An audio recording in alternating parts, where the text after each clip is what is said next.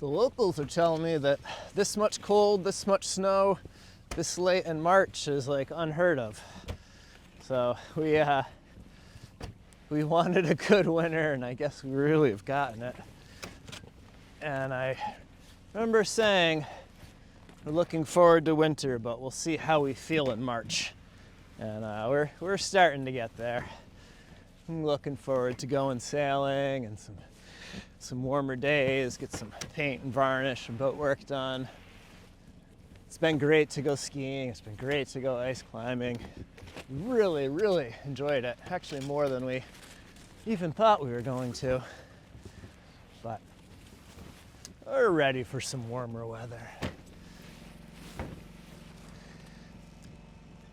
In the winter, everyone's been worried about the ice load on the boat and that damaging the hull or sinking the boat or doing something.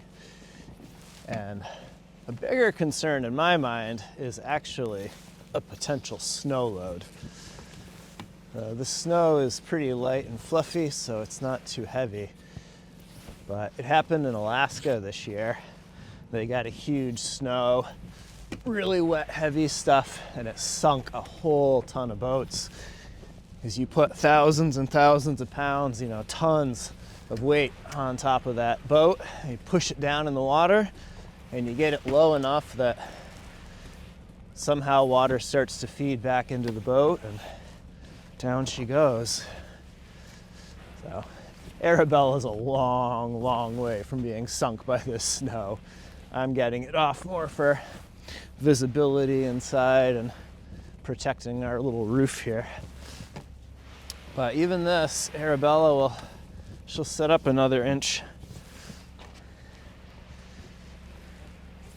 Victoria's totally buried in snow again. And the harbor is completely frozen over again. And the ice is even starting to extend out into the bay. Winter came back with a vengeance. Not too long ago, that was a bunch of open water over there. We still had a bit of ice between us and open water, but it's all frozen back over. Crews have been coming down and starting to get the fishing boats ready. I'm told the season starts in the next couple weeks, and the boat launch is a giant snowbank. The harbor is froze, the boats are covered in snow. But something tells me in 2 weeks these boats are going in the water and they're going to work, and I'm interested to see how they end up doing it. But I don't think some snow and some ice is going to stop them from starting their season, that's for sure.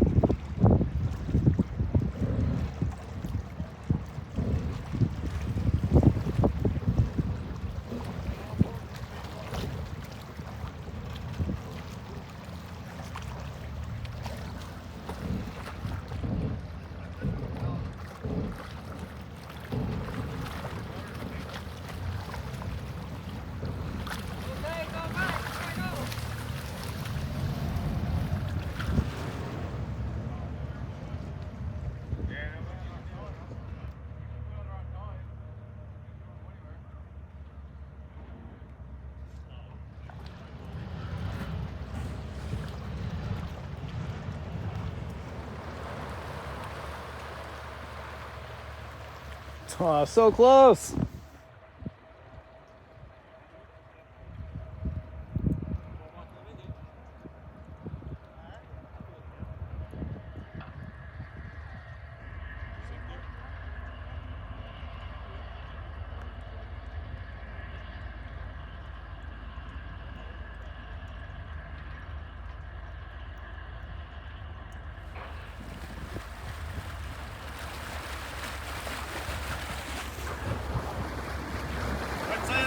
Tomorrow morning.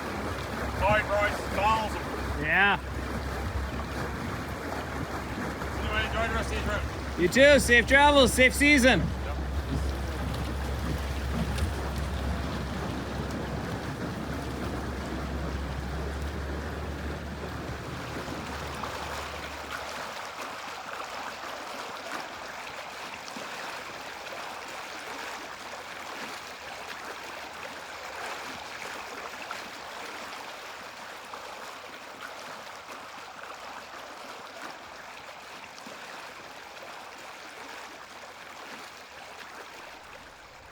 Imagine now that we are not in the winter tied up to a dock and we are offshore, say 2 in the morning, and this really happened to us. It was a real experience. It's 2 in the morning, you're sailing along, decent amount of sail up, but not a ton. The wind's blowing like 15 knots. It's not forecast to be above 18 all night. You're chugging along. And then all of a sudden the wind starts to pick up 16 knots, 17 knots, 18 knots, 20 knots, 22 knots, 25 knots, 28 knots, and it goes almost that fast. So the boat starts heeling more and more and more, starts going faster and faster and faster. And so you got to go reef sail, and the main sail is up. So you're up on the foredeck and the lines are in this configuration. The sail's up, so you have a ton of lines on the belaying pins. You need to take these coils off. And then what do you do with these coils while you're lowering the sail, putting the reefs, whatever it is that you're doing while you're reducing that sail? What we've been doing is just taking these and dropping them on the deck. And what happens is when the deck is not moving around and is pretty stationary, it's not a big deal. The lines pretty much stay there and you let the sail out, you lower it, it's not a big deal. Now at 2 o'clock in the morning, when we're overpowered and we're in bigger seas, that basically makes this a washing machine, and these lines just slide and flip all over each other. It makes a rat's nest, and then you're trying to lower the sail and you've got tangles. If there's enough water, it could potentially even wash them overboard. I've been sitting here in the cockpit staring at them, trying to figure out what to do and how to store these and make reefing and furling the sails a little bit of a quicker, smoother process. I've pulled some inspiration here from the climbing world and a company called Black Diamond. So they make a rope bag, which I've had for quite a long time. And this is that rope bag. It is just simply a tube with a zipper on it and a baffle inside. And I've used this when you're big wall climbing. So when you have a giant sheer cliff and the wind is coming and hits the cliff, lots of times it just goes up the cliff. So in climbing, our ropes are 200 feet long, so they're significantly longer than what we're dealing with at the halyards here. And the wind can be strong enough if you were to throw that rope that it goes up and just dances like a snake. So there's times when you really need to make sure that those lines are corralled, and you might have a lead line, you might have a tag line, you might have a haul line. There can be a few different lines that you're trying to manage in these conditions. And this bag has been really handy for that. So you can hang it up in climbing at your belay station and you just stuff your rope into it just like you would for a throw bag. And then when you have 200 feet of climbing line in here, you kind of have to massage it and punch it and work it a little bit, but then you can zip it up and it becomes a really nice tight package that then you can move around. And when you want to take the rope out, you leave it zipped up and the rope just feeds right out the top of it really nice and neatly. It makes rope management much simpler. Obviously this bag is far too big for this use, and I don't want a bunch of individual bags hanging around the mast, but this is where my inspiration came from. Once I had kind of the the idea in my mind of what I want to do for this. The next step is make a prototype without scrap. It's crap. Thankfully, we have lots of scrap sailcloth because I already made the staysail cover. So that gave us the old staysail cover that we can hack apart and use. So I sewed up this super rough prototype. I mean, as you can see, I didn't even get that corner closed in, didn't quite get the zipper sewn on. But what this did was it gave me a good idea of what size I needed to make this. Initially, I made this a little bit bigger. I put our longest halyard into it, realized that it definitely could be a bit smaller, so I just sewed next to the seams and trimmed them off and shrunk the bag down a couple times and got it where, believe it or not, this halyard fits nice and tightly in this bag. And this is my prototype. So this gave us the size that it needs and also the shape. You can see that it's narrower in the back than it is in the front. And it's got kind of short sides. We've got our zipper and we've got our baffle. So we went from inspiration to rough prototype to first round finished product.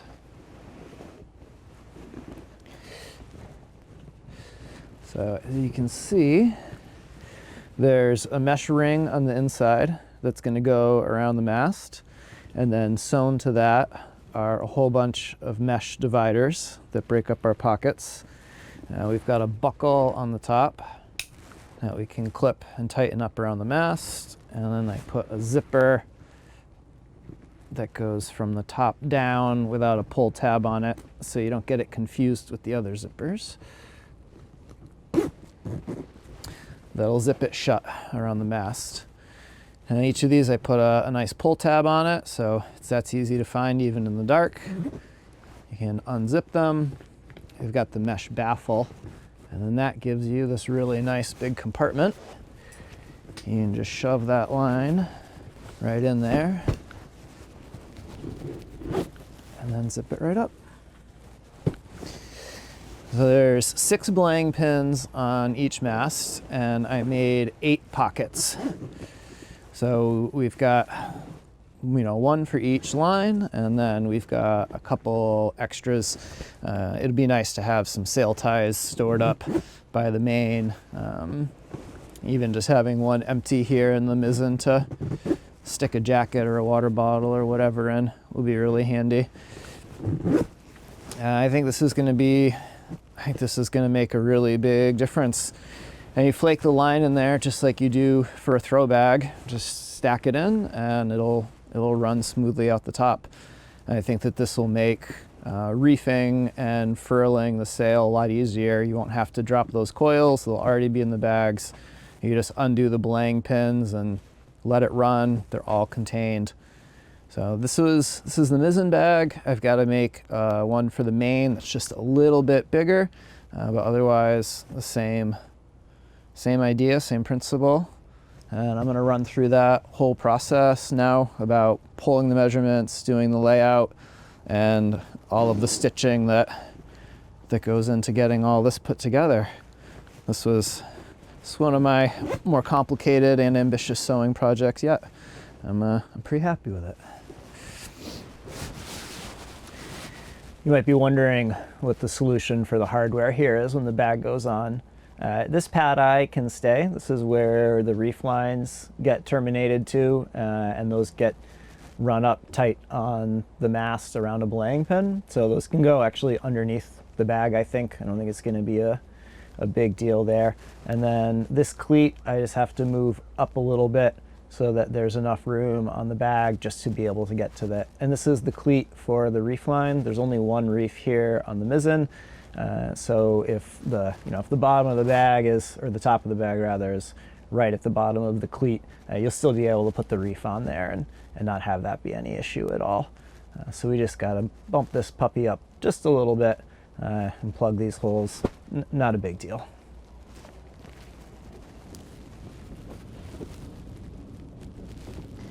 Okay, so for the main mast, our circumference is 23 inches.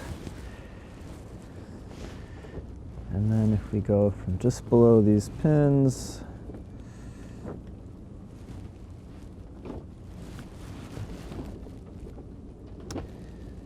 and we want the bag to be somewhere between 14 and 16 inches tall. We've got more room here at the main mast than we do at the mizzen. So I think I'm gonna make the bags a little bit shorter and just a little bit deeper. You're not trying to get through the companionway. You're not blocking the nav table with it. So yeah, let's go start marking that up. What did I say it was? 23.5 by 14 to 16.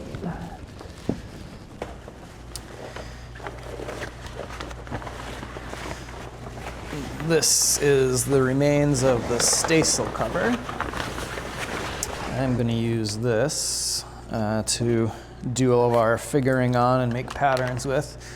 You could use paper, you could use cardboard, you know, whatever makes sense, isn't economical. For me, we've got a bunch of this old sailcloth. Now, the diameter of the mast is just about 7.5, and it's better if this is a little bigger than smaller. So let's just double check before we commit here. Perfect, 7.5. So here is our main mast. And I liked the 8 compartments for the mizzen. I think that broke out well. So we're gonna do the same thing here. So we're gonna split each of these.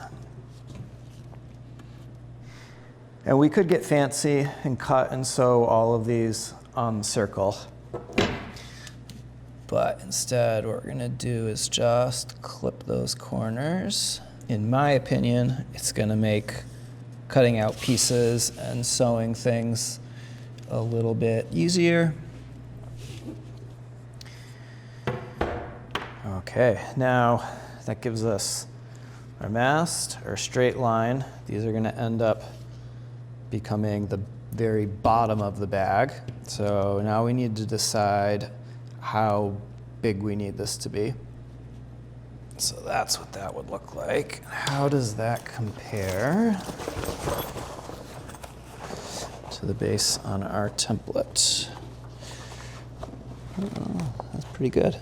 Ever so slightly bigger, but that's not a bad thing. So let's measure from the circle, make it more accurate. We'll call it 5.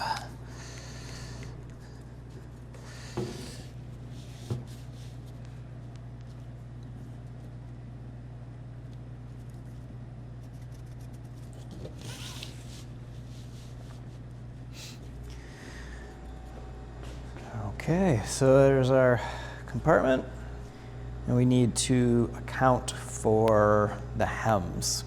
And we're gonna wanna put a hem on this outer edge to make that a little bit stronger. We want a little bit of room for the inner hem. I've been doing 1 inch, and that gives us a 1/2 inch hem. Let's come out 1 more inch. Connect those dots. You can't forget about the hems when you're laying things out. That is a lesson I've learned the hard way a few times.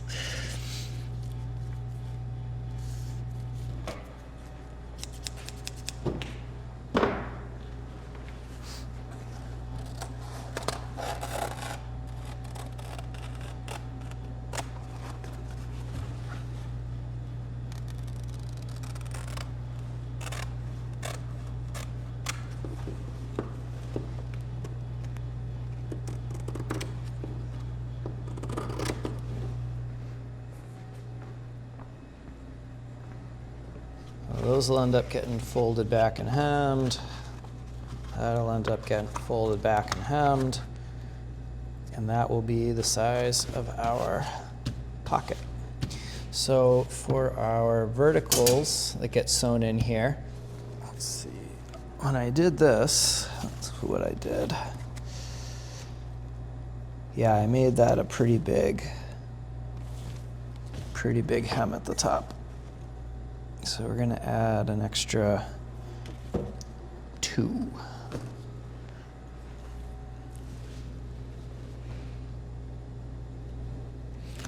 So you said we're gonna run 7 inches wide, and then we're gonna come up 15, and then we're gonna give 1 inch for the hem at the bottom, so that gets us to 16.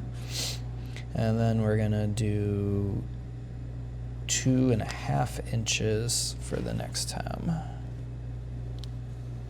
So that brings us to 18.5.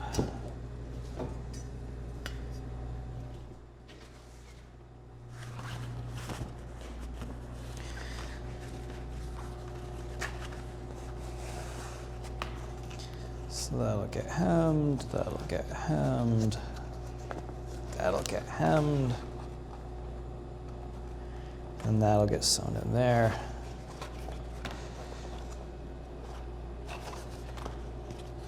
Nine of those later, that is our divider. This is the mesh that we're using for inside the stack packs and inside these bags. So let's see, 28 by 22.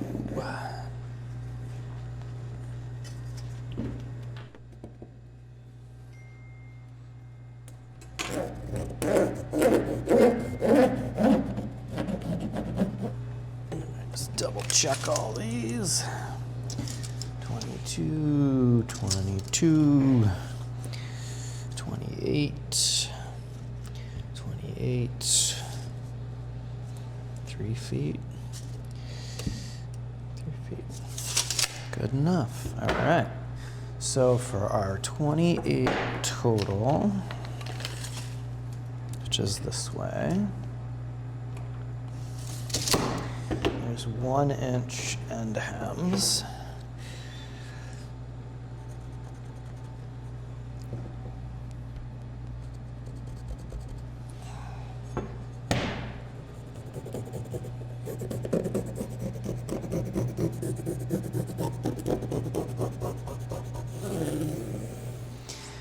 All right, now we've got to make 9 of these bad boys.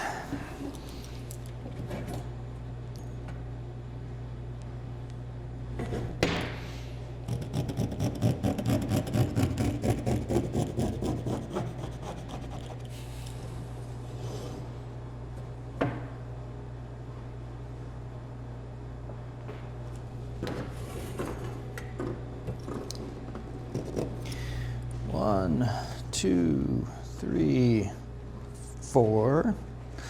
Almost halfway there.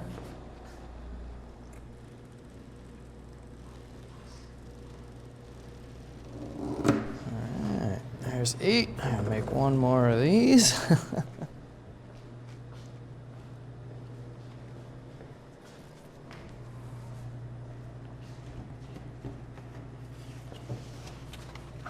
Actually, you know what?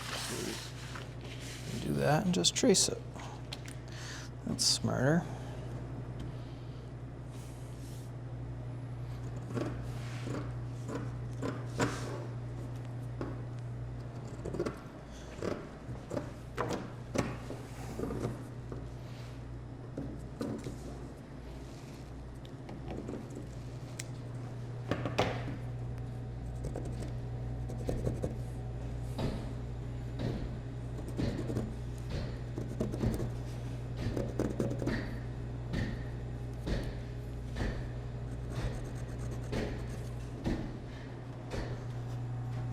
This is 7 for the pattern. All right, last one of these. And then this should be all of the mesh pieces that we need.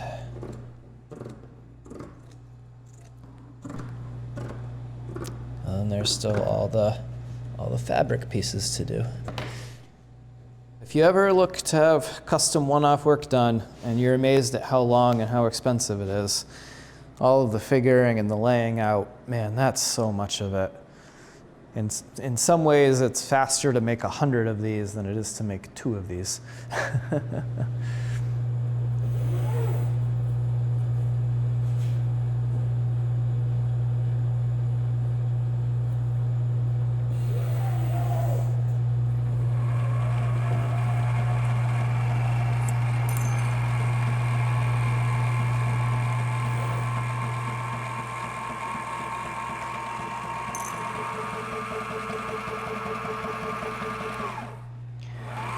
Right now, we're working on this top piece for the bag. So there's the webbing that slides through.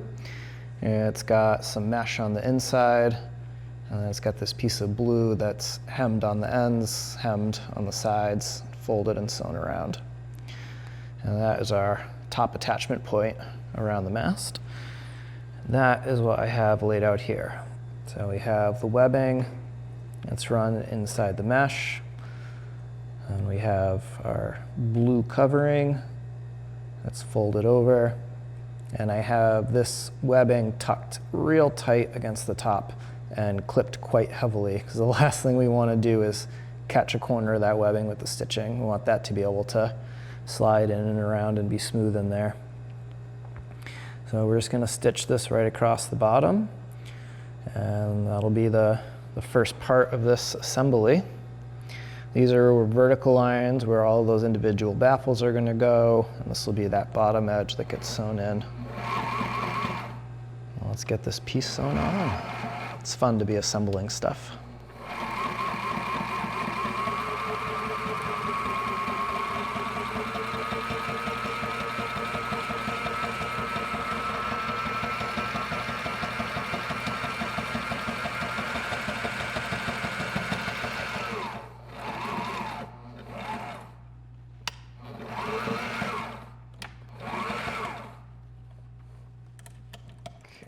Let's see if we caught the webbing or not. I don't think we did. Let's see. Oh, good, perfect. That slides easy enough in there. Fantastic. If we look at our finished bag here, we have our vertical inside, and it is stitched to our octagonal bottom.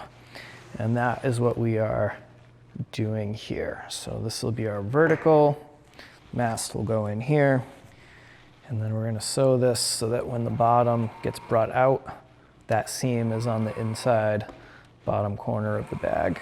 I folded the bottom and the side here over just once and ran a stitch down it, and then I'm gonna stitch through those 4 layers, and that'll give us a nice neat hem on the outside, and we'll just make sure that we're going through a couple layers and should help keep it from ever kind of fraying or pulling apart. This is one of the little bit trickier bits of sewing, putting this thing together.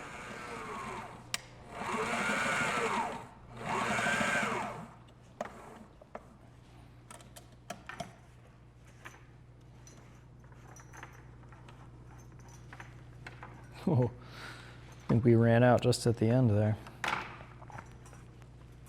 It's almost like putting a ruffle on. Okay. So there's 8 dividers, so there's 9 of these in total to make our 8 slots. So let's go through and hem the tops of all of these, and then we can sew them in vertically, and we'll sew them in across the bottom, and then we'll be on to the next step.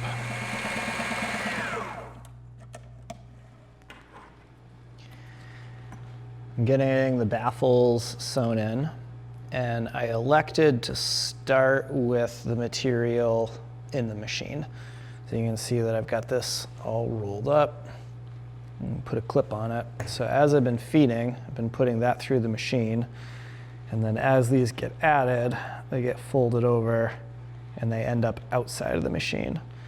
If I didn't work kind of left to right and worked right to left, I would end up with all of these panels as well as all of this material trying to put it through the machine. So sometimes it takes a minute and you got to think about which order of operations and how best to do this. So 1 sewn in, 2 is sewn in, and we'll just continue down. So I'm lining them up right at the bottom here. And then you can see there's a little bit extra, and that will eventually get sewn to the bottom. But we got to get all these vertical ones in first.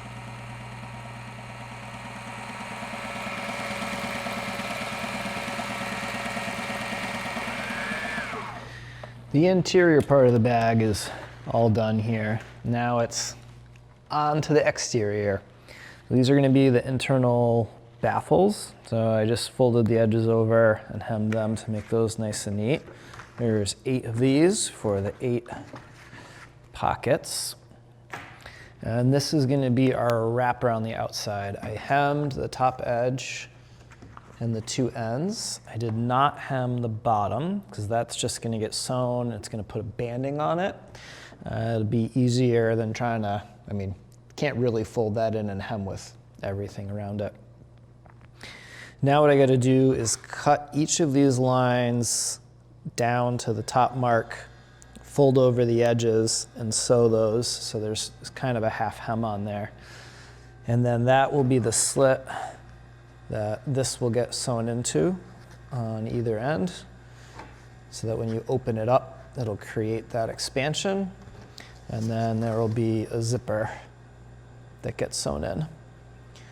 So for starters, I had to go through and make all of these cuts and get all of these slits folded over and hemmed a little bit. And then we'll be able to sew in, I think the zippers next. And then the panels, and we can finish assembling. We're getting there. We are getting there.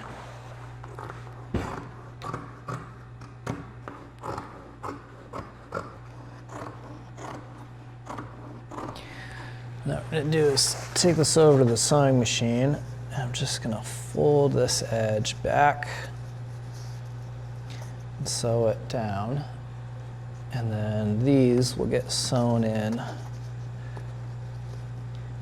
over that and pin it down.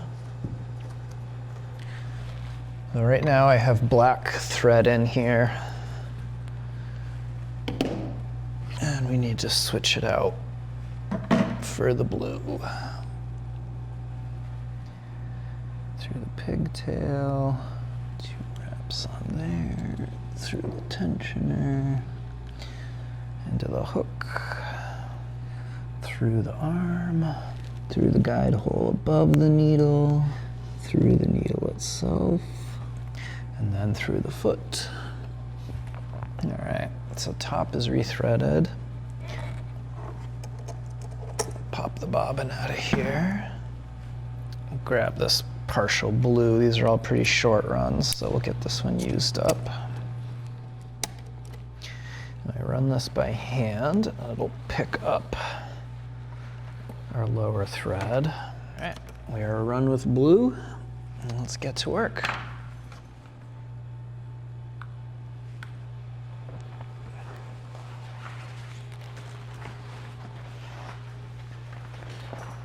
So there's our first slit, and we can go through and do the rest of these. And then we can sew in the zippers, and we can sew in those baffle pieces.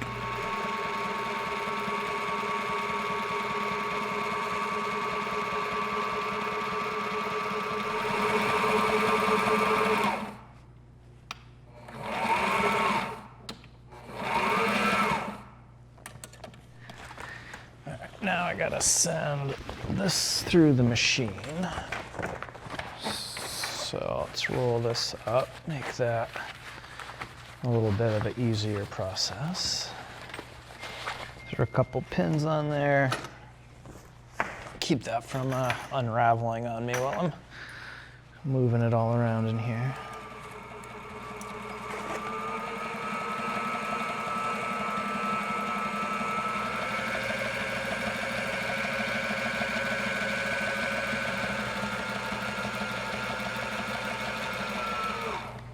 Time to join the inside to the outside.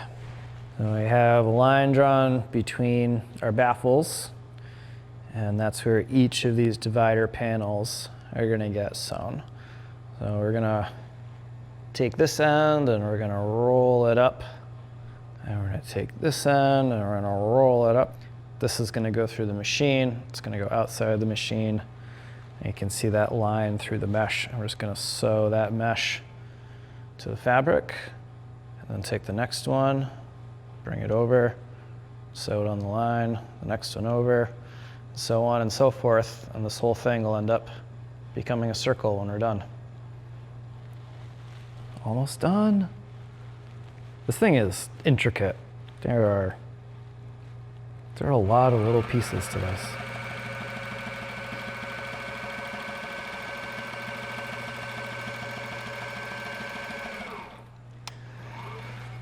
Baffles are all sewn in, and as you can see, it's naturally wanting to go circular. I've got to sew in a separating zipper here to join it around the mast, but before I do that, we got to sew and band the bottom. So this is the banding jig. You have this metal piece here, and that can swing out of the way when it's not in use. And essentially what it does is it takes this webbing and it folds it over evenly. So on this side, I have a slit that I can stuff the fabric into. So I slide the fabric all the way back into the slit and it lines it up in the bottom of the folded over webbing. And then I stitch through the webbing in the 2 layers, creating this nice edge. And this webbing runs down to a spool on the floor. And I just let it run out, and then when I get to the end, I can clip it off.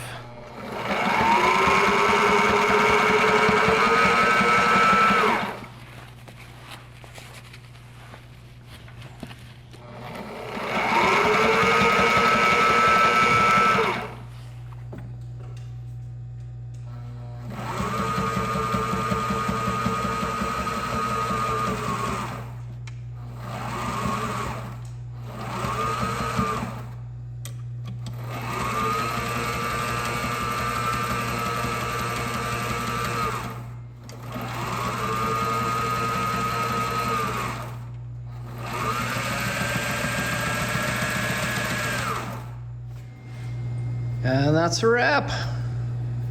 I'll have to go see how it fits. Yeah, good zipper pulls on all the zippers. Got our 1 zipper here that joins the whole thing together. And you can see these are decently bit bigger than the ones for the mizzen. So should accommodate that bit longer line that we need for the main. I'm psyched. I think these are going to be awesome. I can't wait to get sailing and test these out. I hope they work as good as I think they will.